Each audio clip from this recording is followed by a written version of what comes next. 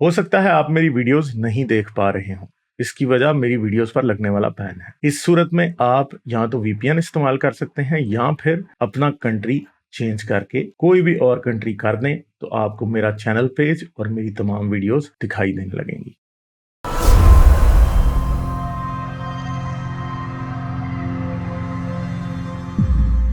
Summer samurai से बात करते हैं। Hello hello. Hello hello hello hello. हाँ जी, क्या हाल है, कैसे हो आप? बढ़िया गालिब भाई। और आप कैसे हो? जबरदस्त जबरदस्त। अच्छा, क्या बात करोगे? आ, बस आपको बहुत टाइम से सुन रहा हूँ और बहुत ज्यादा मतलब हम्म बहुत मजा आता है आप सुन के। और सच हम्म में आप एक तो इंटेलिजेंट भी आप बहुत हो, और आपकी बातें भी इतनी जबरदस्त होती है कि बस मन करता है कि सुनते रहो। मैं तो आपकी स्ट्रीम भी देखता हूँ और फिर जो बाद में वीडियो लगाते हैं वो भी देखता हूँ। हाँ। और एक आध एक बस ऐसे ही एक आध सवाल थे आपसे। पहले तो हम्म एक जैसी पिंकमैन सर ने कहा कि अच्छे पार्टीज को वोट डालें जात पात से ऊपर हम्म उठ के, तो मैं कह रहा था कि हम्म कम से कम बीजेपी जैसी कम्युनल पार्टी को तो वोट ना डालें। अगर एमएलए अच्छा है तो वही देखें, पर ये ना देखें कि ये बहुत ज्यादा कम्युनल लोग हैं और सर इन सच में ना ये डुबा के ही मानेंगे इस देश को। हम्म ये बहुत ही घटिया क्वालिटी के लोग हैं। दूसरी बात, मैं किसी पार्टी का रिप्रेजेंटेटिव नहीं हूँ, बस ऐसी दिल की बात थी, कह दी। दूसरी बात मैं ऐसे ही कहना चाहता था कि एक सवाल था इवोल्यूशन पे। आपकी डिबेट देखी थी मैंने केसर साहब के साथ। हाँ।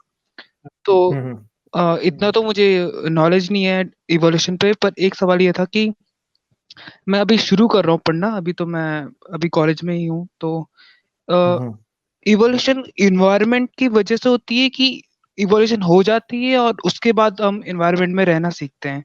मतलब ये होता कैसे है? जैसे मान लीजिए हमारे जीन में कुछ बदलाव आ गया, अब हमें अब वो आ गया तो आ गया, अब हमें बस रहना है उसके साथ। या ऐसा होता है कि इन्वायरमेंट हमें फोर्स करता है कि ये बदलाव चाहिए? जैसे मैं पढ़ रहा था कि अफ्रीका में लोगों को मलेरिया होता है क्योंकि उधर मॉस्किटोज होते हैं बहुत ज्यादा। तो उधर ही के बंदे में एक में क्या हो गया कि ऐसा चेंज हो गया उसके जीन में कि अब उसको मलेरिया से वो हो गया, मतलब एक इम्यूनिटी हो गई। तो मैं सोच रहा था कि ऐसी चीज यूरोप के बंदे में क्यों नहीं हुई? तो इसका मतलब ऐसा कुछ हुआ ना अफ्रीका में कि फोर्स हुआ, वो जीन क्यों इवॉल्व हुआ? यूरोप में या इंडिया में क्यों नहीं होता ऐसा? यही सवाल था भाई। हम्म। इंडिया में भी हुआ है ये मलेरिया वाली जो बात है। ठीक है, इसे कहते हैं सिकल सेल सेल सिंड्रोम। ठीक है, इसमें आपके हीमोग्लोबिन के अंदर एक म्यूटेशन हो जाती है, जिसकी वजह से हीमोग्लोबिन की शेप चेंज हो जाती है। और जो मलेरिया का पैरासाइट है वो आपके हीमोग्लोबिन के जो सेल्स हैं उनको नहीं क्या अफेक्ट कर सकता। ठीक है, सिकल सेल सिंड्रोम ऐसा है कि अगर किस इसमें कुछ होते हैं माइनर, यानी आपके माँ बाप की तरफ से, दोनों तरफ से आपको जीन मिलते हैं। अगर सिकल सेल जीन आपको सिर्फ माँ की तरफ से मिला और बाप की तरफ से नहीं मिला, तो आप में मलेरिया के खिलाफ इम्यूनिटी है। ठीक है, मगर आप में खून की कमी नहीं है। सिकल सेल सिंड्रोम जो मेजर होते हैं ना, जिनको माँ की तरफ से भी मिल जाती है म्यूटेशन और बाप की तरफ से भी सिकल सेल जीन में म्यूटेशन मिल जाती है, उनका ब्लड ऑक्सीजन कैरी करने के उतने काबिल नहीं होता। ठीक है, ये है सिकल सेल सिंड्रोम। ठीक है, दूसरी बात आपने मुझसे अभी क्या पूछी थी? मैं ये पूछा था कि इवोल्यूशन इन्वायरमेंट की वजह से, इन्वायरमेंट उसको हाँ फोर्स करता है कि हो जाती है इवोल्यूशन हाँ, और मैं बता तब बता रहा हूँ, मुझे याद हमें आ गया, रहना मुझे पड़ना? याद आ गया। दोनों काम होते हैं। एक चीज होती है जिसे कहते हैं म्यूटोजन। म्यूटोजन कोई इन्वायरमेंट में मौजूद केमिकल हो सकता है जो कि आपके जीन्स के ऊपर इफेक्ट डाल रहा है। रेडिएशन हो सकती है, ठीक है, जो कि आपके जीन्स पे इफेक्ट डाल रहा है। म्यूटोजन कई किस्म के होते हैं, इवन के इनिशियली ऑक्सीजन भी एक म्यूटोजन था, क्योंकि ऑक्सीजन में लोग रह नहीं पा रहे थे। जो माइक्रो ऑर्गेनिज्म उस वक्त थे, आज से 2.5 बिलियन ईयर साल पहले, जब ऑक्सीजन पहली बार एटमोस्फेयर में इंट्रोड्यूस हुई, तो वो भी म्यूटोजन का काम कर रही थी। ठीक है, तो एक तो बात है कि म्यूटोजन जो होते हैं ना, वो जेनेटिक चेंज को खुद ट्रिगर करते हैं, वो डीएनए को ब्रेक करते हैं, उसमें म्यूटेशन का चांस पैदा करते हैं। उसकी वजह से हाई म्यूटेशनल टाइम आ जाता है। ठीक है, म्यूटेजन की वजह से। दूसरी बात यह है कि फिर रैंडम म्यूटेशंस भी होती हैं, फ्रेम शिफ्ट म्यूटेशंस, उल्टा सीधा, ये सारा कुछ होता है। मतलब इन्वर्जन्स, फ्यूजन्स, फिशंस, ये सब कुछ होता है म्यूटेशन में। बहुत सी चीजें होती हैं, जीन्स के डुप्लीकेशन हो रही होती है हर वक्त। ठीक है, जीन वायरसेस जो है वो जीन डीएनए में इंसर्ट हो रहे हैं। ये सारी चीजें मिल के ओवरऑल एवोल्यूशन कॉज करती हैं, ठीक है। तो दोनों तरह से दोनों चीजें इफेक्ट करती हैं। एक तो चीज है कि एनवायरनमेंट सेलेक्ट भी करती है और इफेक्ट भी करती है। इफेक्ट कैसे करती है कि अगर एनवायरनमेंट में कोई म्यूटेजन है जो कि म्यूटेशन को इंक्रीज कर रहा है, म्यूटेशन के रेट को, जैसे कि रेडिएशन हो गई, ठीक है, ओजोन में सुराख हो गया, रेडिएशन ज्यादा आ रही है जमीन पे, म्यूटेशन बढ़ गई, ठीक है जी, ये एक म्यूटोजन है, रेडिएशन म्यूटोजन है। कोई केमिकल एनवायरनमेंट में ऐसा इंट्रोड्यूस हो गया जो कि डीएनए पे गलत इफेक्ट डाल रहा है, म्यूटेशन इंक्रीज हो गई, ठीक है। तो एनवायरनमेंट इफेक्ट तो कर रही है म्यूटेशन को खुद भी। दूसरी बात यह कि रैंडम म्यूटेशंस भी हो रही हैं, बाकी जो मैंने म्यूटेशंस के नाम लिए वो भी हो रही हैं। तो होता क्या फिर क्या होता है कि फिर एनवायरनमेंट उनको सिलेक्ट भी करती है। फर्ज करो एनवायरनमेंट में म्यूटेशन प्रेजेंट नहीं है, तो एनवायरनमेंट खुद इन इटसेल्फ म्यूटेशन कॉज नहीं कर रही, मगर म्यूटेशन को वो सिलेक्ट कर रही है। म्यूटेशन की सिलेक्शन क्या है कि एक जानदार के अंदर कोई म्यूटेशन हो गई और अब वो उसको एनवायरनमेंट में बेनिफिट दे रही है, तो म्यूटेशन पॉजिटिवली सिलेक्ट हो जाएगी, उसके ऑफस्प्रिंग में भी वही म्यूटेशन चली जाएगी।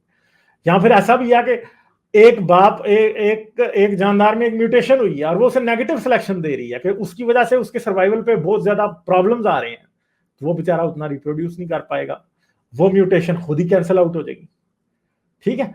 तो एनवायरनमेंट कॉज भी करती है म्यूटेशन, जैसा कि मैंने आपको बताया म्यूटोजेंस जो होते हैं वो करते हैं कॉज, ठीक है।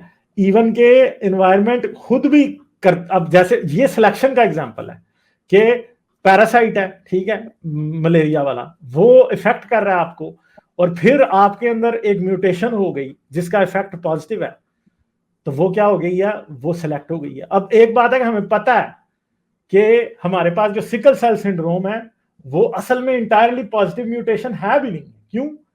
क्योंकि वो असल में वो इंसान एक आम इंसान जितने फिट नहीं होते, उनसे कम ही होते हैं। दूसरी बात है, फिर आपने ये कहा कि क्या सिकल सेल सिंड्रोम सिर्फ अफ्रीका में ही हुआ है? नहीं हुआ सिर्फ अफ्रीका में, साउथ इंडिया में भी हुआ है। साउथ इंडिया में भी जहां पे बहुत हाई मलेरिया रेट्स है वहां पे भी हुआ है। मेरे एक और जेन में कंट्री नहीं है, मेरे ख्याल है मंगोलिया में भी हुआ है, मंगोलिया या कोई एक और ईस्ट एशियन कंट्री है जिसमें हुआ है, ठीक है। तो सिकल सेल सिंड्रोम सिर्फ और सिर्फ अफ्रीका में नहीं हुआ, इंडिया में भी हुआ और एक और जगह भी हुआ है। और ये sickle cell syndrome independently arise किया, ठीक है। ऐसा नहीं है कि अफ्रीका से कोई बंदा गया, उसने जाके शादी की इंडिया में, तो उसके बच्चों में सिकल सेल सिंड्रोम आया, नहीं, जो इंडिया में इंडिपेंडेंटली हुआ है। तो एक बात याद रखेंगे, एवोल्यूशन का स्ट्रक्चर कितना पावरफुल है। यानी अभी जो मेरी सारी बहस हुई कैसर साहब से, कैसर साहब ने कहा म्यूटेशन 15 बिलियन साल में एक बार होती है, और मैं आपको ये बता रहा हूं कि mutation with in the course of 7000 years 3 मुख्तलिफ जगहों पर जमीन पे सिमिलर इफेक्ट्स 3 दफा प्रोड्यूस कर चुकी है। क्योंकि आपके पास जो मलेरिया इस टाइम ये सिर्फ 7000 साल पुराना है, 7500 साल, इससे पिछला, इससे पुराना नहीं है मलेरिया। क्यों इससे पुराना नहीं है?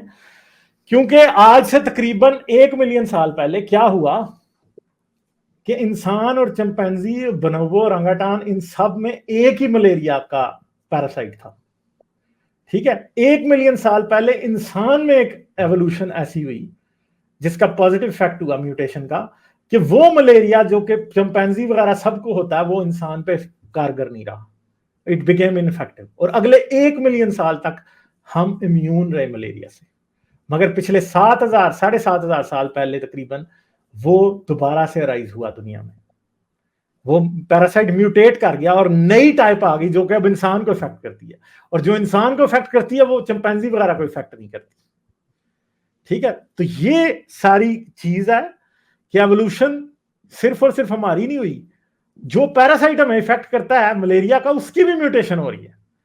तो अब कोई ये कहे कि एवोल्यूशन नहीं होती, यार अंधा होना चाहिए आदमी, तो उसको तब नहीं नजर आएगी म्यूटेशन और एवोल्यूशन होती हुई, सामने हमारी आंखों के में नजर आ रही है, ठीक है। चलें, ठीक है समझ, थैंक यू वेरी मच, मैं आगे चलता हूँ, ठीक है।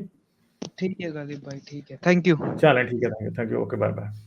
लाइक, शेयर और सब्सक्राइब करना मत भूलें। इसके साथ साथ आप मेरे चैनल को पेट्रियन पर सपोर्ट कर सकते हैं।